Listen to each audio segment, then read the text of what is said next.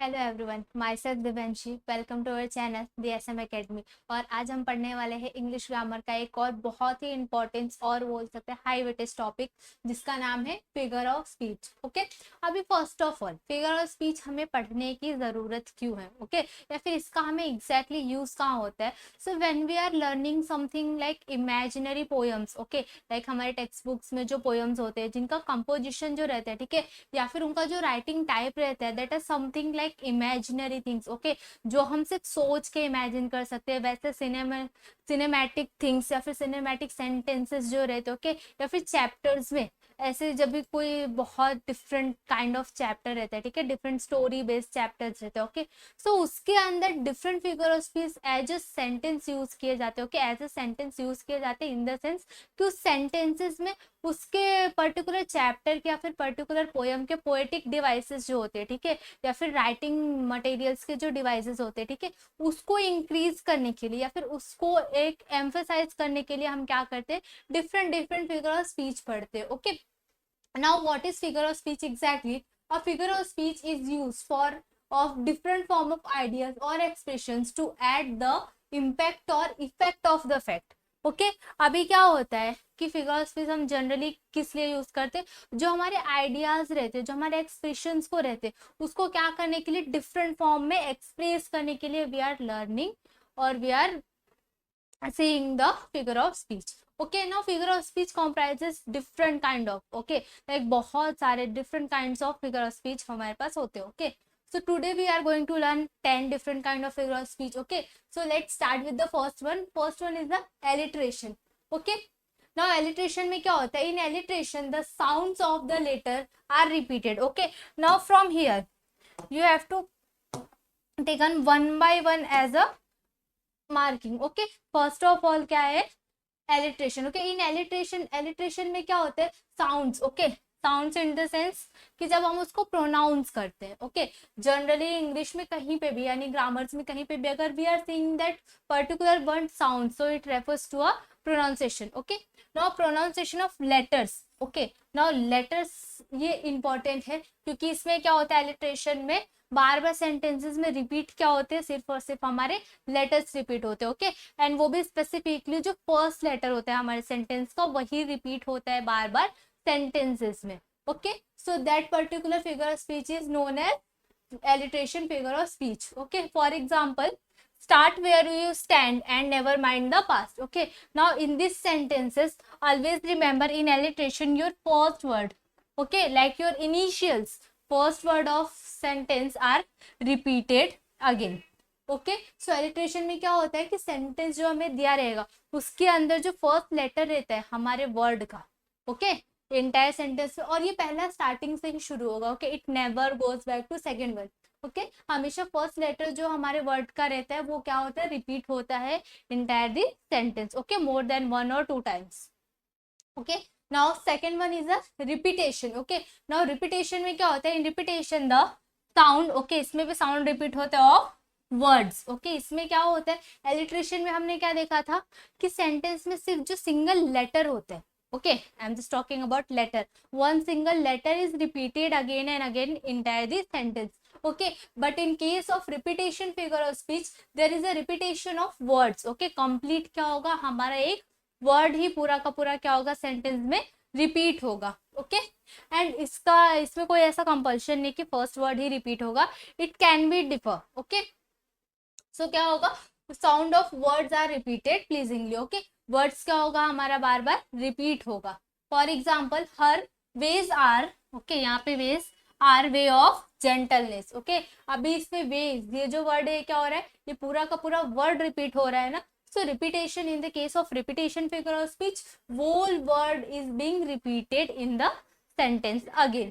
Okay, so this was alliteration and repetition. Alliteration में single word repeat होता है हमारे sentences में, and repetition में क्या होता है, हमारा completely एक पूरा word ही repeat होता है। Now third one is a climax. Okay, in climax the word are arranged in ascending order of their importance. Okay, अभी ascending orders in the sense like we know ascending and descending orders, okay, in mathematical terms, वैसे यहाँ पे होता है। Climax में क्या होता है, हमारे जो वर्ड्स रहते हैं, सेंटेंसेस जो रहते हैं, वो कैसे अरेंज रहते हैं इन आवर असेंडिंग ऑर्डर मतलब एक प्रॉपर मैनर में वो क्या रहते, अरेंज रहते हैं। जैसे हम अपना कंप्लीट एक मैनर्स में कोई भी चीज पर्टिकुलर परफॉर्म करते, ओके कोई भी सेवरल थिंग्स जब हम करते तो उसको हम स्टेप वाइज करते, वैसे ही क्लाइमेक्स में क्या रहते हैं, हमारे जो वर्ड्स रहते हैं वो हमेशा असेंडिंग ऑर्डर्स में क्या रहते हैं, अरेंज रहते।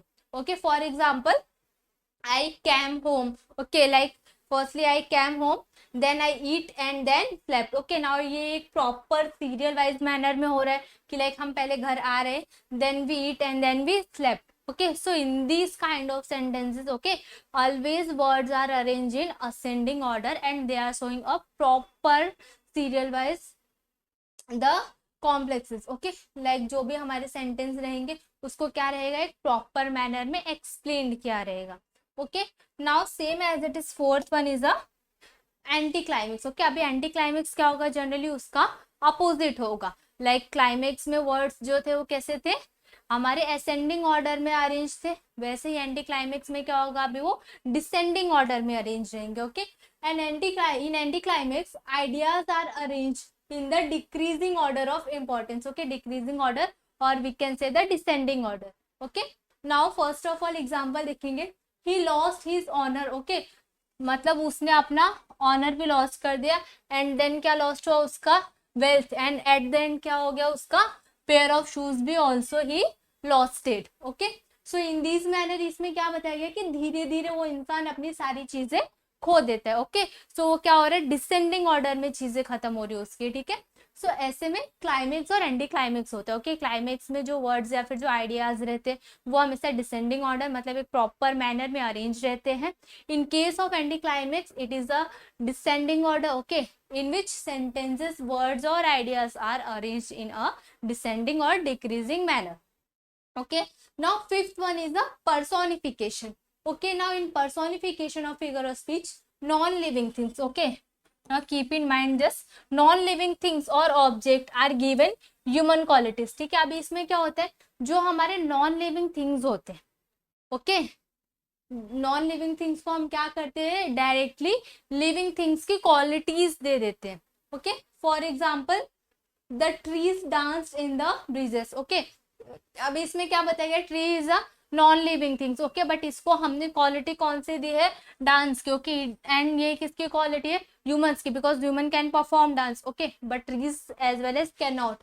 ओके सो यहाँ पे किस तरह से डिस्टिंग्विश किया गया है कि the trees dance in the bridges. Okay trees जो है वो क्या करे, डांस करे। अभी ट्री यहाँ पे क्या है, tree is a non living thing but उसको हमने क्वालिटी किसकी दी है, ह्यूमन की क्वालिटी दी है। ठीक है लाइक वो हमने क्या बताया उसमें कि ट्री जो है वो क्या कर रहा है, डांस कर रहा है। Okay now second one is the book is crying. Okay crying is again nothing but the human qualities, okay which we are given to a book. Okay and book is a non living things. तो इसमें क्या होता है पर्सोनिफिकेशंस में generally कि human की जो भी क्वालिटीज होती है, ठीक है लाइक ड्रिंकिंग, डांसिंग, वाटर, ठीक है whatever we can conclude entire a human qualities और ह्यूमन थिंग्स। ओके और human activities we can say, okay वो सब हम किसको दिए रहते हैं, नॉन लिविंग थिंग्स को दिए रहते हैं। So that particular figure of speech is known as personification figure of speech. Okay now six one is a metaphor. अभी मेटाफर में क्या होता है, in metaphor there is a indirect comparison between, okay now it is an important thing, that is a indirect comparison। okay indirect comparison between the two things which have one common feature. Okay अभी इसमें हम क्या करते हैं metaphor में कि दो चीजों के बीच में, ओके दो ऑब्जेक्ट के बीच में, दो आइडियाज के बीच में क्या करते हैं, हम इनडायरेक्ट कंपैरिजन करते हैं। किसके बेसिस पे, कि दोनों के अंदर कोई एक फीचर जो है वो कैसा है, कॉमन है। Okay I am just repeating again कि मेटाफर में क्या होता है, टू थिंग्स के बीच में हम इनडायरेक्ट कंपैरिजन करते हैं on the basis of they are having one similar or one common feature in both।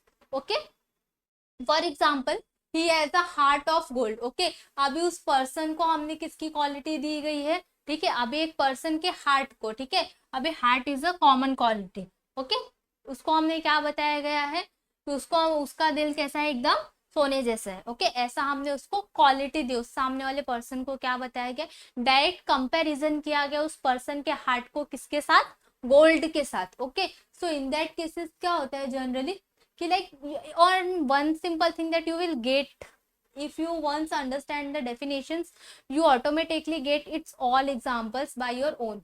Okay, now third one is the inversion. ठीक है, अभी इनवर्स का मतलब भी क्या होता है, उल्टा. ओके, सो वो फिगर ऑफ स्पीच भी उससे रिलेटेड ही रहेगा. In inversion the words are not arrange in proper sequence. ठीक है, अभी not arrange, this is a important thing, and a proper sequence. Okay, अभी इसमें क्या होता है, हमारे जो सेंटेंसेस जनरली रहते हैं, ओके, एक पर्टिकुलर या फिर एक कंप्लीट सेंटेंस हम किसको बोलते हैं, जिसमें स्टार्टिंग में हमारा सब्जेक्ट होता है, देन उसमें समथिंग हेल्पिंग वर्ब रहेगा. Okay, helping verb consisting of different types, and afterward उसका एक मेन वर्ब रहेगा, फिर ऑब्जेक्ट रहेगा. उस सेंटेंस को हम क्या बोलते हैं, कंप्लीट सेंटेंस बोलते हैं. Okay, but in case of inversion क्या होता है कि सेंटेंसेस जो है वो बहुत ही उल्टे सीधे फॉर्म में अरेंज रहते हैं. ठीक है, मतलब फॉर एग्जांपल वर्ब पहले रहेगा, सब्जेक्ट बाद में, ऑब्जेक्ट पहले आ जाएगा. ओके, इन दैट केसेस, और उसको हमको क्या करना रहता है, प्रॉपर फॉर्म में कन्वर्ट करना रहता है. ठीक है, ये फिगर ऑफ स्पीच में हमें सिर्फ टाइप आइडेंटिफाई नहीं करना रहता है, टाइप आइडेंटिफाई करने के बाद उसके सेंटेंसेस को हमें प्रॉपर अरेंज भी करना रहता है. कि for example, in the forest ran the deer. Okay, अभी ऐसे ही हमें उल्टे सीधे सेंटेंसेस दे रहेंगे. ओके, जिसका जनरली हमें मीनिंग भी समझेगा, बट इसका प्रॉपर मीनिंग क्या आएगा, the deer ran in the forest. Okay, ये क्या आएगा, ये हमारे प्रॉपर सेंटेंस हुआ. Okay, so this kind of sentences are given, जिसमें हमें क्या पहचानना रहेगा कि वो कौन सा फिगर ऑफ स्पीच है, एंड उसके बाद उसका एक प्रॉपर सेंटेंस क्या आता है, हमें वो भी बनाना रहता है. ओके, नाउ वैसे नेक्स्ट वन दिया, in the garden the dog slept. Okay, but इसका प्रॉपर क्या आएगा, the dog slept in the garden, slept in the garden. Okay, so in this manner हमें क्या करना रहेगा, इन्वर्जन फिगर ऑफ स्पीच को आइडेंटिफाई करना रहेगा, और उसका एक प्रॉपर लाइक सब्जेक्ट वाइज, फिर वर्ब वाइज, फिर ऑब्जेक्ट के बेसिस पे हमें क्या करना रहेगा, उसके सेंटेंसेस को कन्वर्ट करके लिखना रहेगा. Okay, now eighth one is a tautology. Okay, now one thing I will tell that tauto का मतलब होता है सेम. ओके, टोटो ये वर्ड का ही मीनिंग क्या होता है, सेम होता है. Okay, now in tautology word having similar meaning are used for expressions. ठीक है, अभी similar meaning, this is the important thing. okay, similar meaning in the sense क्या होते हैं कि sentences में एक ही word का, okay, keep remember that sentence में क्या रहेगा, एक ही वर्ड का अलग अलग मीनिंग के बेसिस पे क्या क्या रहेगा, वहां पे सेंटेंस में हमें बताया गया रहेगा. मतलब एक ही वर्ड को हम अलग अलग कितने डिफरेंट फॉर्म्स में बोल सकते हैं, या फिर कितने डिफरेंट हम उसको स्पेल कर सकते हैं, वो बताया गया रहता है. ओके, जनरली क्या रहता है कि वर्ड्स हैविंग सिमिलर मीनिंग, मतलब कितने भी वर्ड्स रहेंगे उसका मीनिंग सेम रहेगा. ओके, बट उसको एक्सप्रेस कैसा किया रहेगा, डिफरेंट डिफरेंट वर्ड्स के through. Okay, for example, she is smart, brainy and intelligent. Okay, अब ये तीनों का मीनिंग यहाँ पे सेम है, that is smart, brainy and intelligent. Okay, but इसको ये क्या बताएगा, यहाँ पे इसको तीन अलग अलग क्वालिटीज दी गई, बट यहाँ पे तीनों का मीनिंग कैसा है, सेम है. Okay, so in that kind of questions will ask. Okay, now ninth one is a simile. Now simile में क्या होता है, इन सिमिली टू आइडियाज और things which have just common feature are directly compare by using as और like. Okay, अब इस simile में क्या होता है जनरली कि जो भी हमारे सेंटेंसेस रहते हैं, ठीक है, उसको हम एज और लाइक के बेसिस पे क्या करते हैं, आइडेंटिफाई करते हैं. ओके, और इसमें भी क्या होता है, टू आइडियाज और थिंग्स को क्या करते हैं हम, जस्ट कॉमनली एक फीचर के बेसिस पे क्या करते हैं, आइडेंटिफाई करते हैं. Okay, now tenth one is a antithesis. Okay, now antithesis में क्या होता है, in antithesis opposite words ideas are placed in the same sentence to create a contrast. Okay, now here contrast is a one thing. Okay, contrast using the opposite words. Okay, अभी इसमें generally क्या होता है कि sentences जो रहते हैं वो एक अपोजिट वर्ड्स के फॉर्म में रहते हैं. ओके, मतलब सेंटेंस में हमेशा अपोजिट वर्ड्स दिया रहते हैं.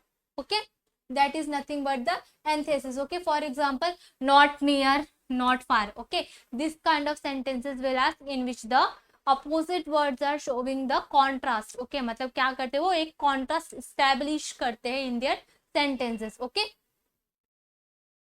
now okay, so this was all about the figure of speech. Okay, तो आई होप आपको समझ में आया होगा. वीडियो अच्छा लगे तो वीडियो को लाइक और चैनल को सब्सक्राइब करें. तब तक कीप लर्निंग, मिलेंगे नेक्स्ट वीडियो में नेक्स्ट टॉपिक के साथ. Thanks for watching.